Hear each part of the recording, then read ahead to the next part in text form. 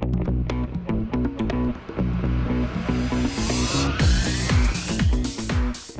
know that where we live can influence our sexual health and our health-seeking behaviours. And so for young people, that actually translates into young people in rural areas having higher rates of sexually transmitted infections. So we really have to take that into account when we're teaching our young people at schools or in other youth settings about sexual health. Young people in rural areas tell us that there are barriers to accessing appropriate healthcare services. And by appropriate, they just don't mean, is the healthcare service available? It might be available, but for them, they feel like they're not going to get confidentiality, privacy, they might not trust the service.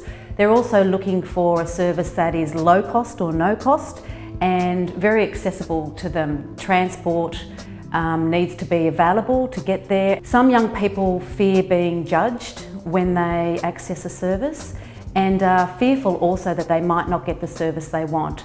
And some classic examples of that are accessing emergency contraception in rural areas, accessing choices counselling if they have an unintended pregnancy, even accessing contraception.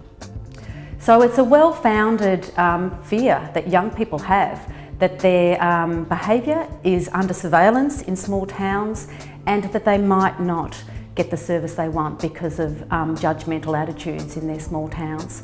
And while we know there's lots of towns that are very diverse and very understanding and acceptable of young people, there are many towns that unfortunately still are constraining for young people in relation to their health-seeking behaviour and their freedom of sexual expression. As educators, we can actively engage our young people in discussions and critique about the local service system and to generate solutions about what they might do to overcome some of those barriers to accessing services, whether those barriers are real or perceived by young people. If we have really practical and frank discussions with young people, I think that's really useful.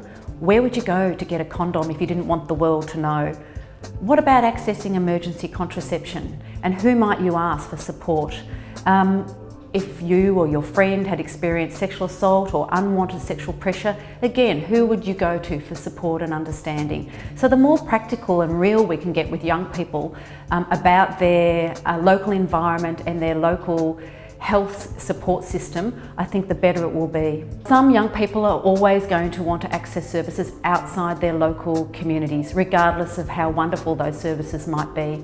So I think as teachers in rural communities, it's a great idea to also look beyond the local area and to look at services that are available in their nearby provincial towns or cities. Because for some young people, and it is their right, they want to make sure that there's privacy and confidentiality when they're seeking out assistance for their sexual health care and will choose to go for anonymity to their nearest provincial town or city. The context or environment in which young people are navigating their sexual lives, their intimate relationships and their peer relationships is really important also to include as part of the curriculum. Do young people feel constrained by their local community, or do they feel empowered by their local community? Some young people tell us that they feel like there is limited capacity for freedom of sexual expression. If they dare to be different, that's a real challenge in communities.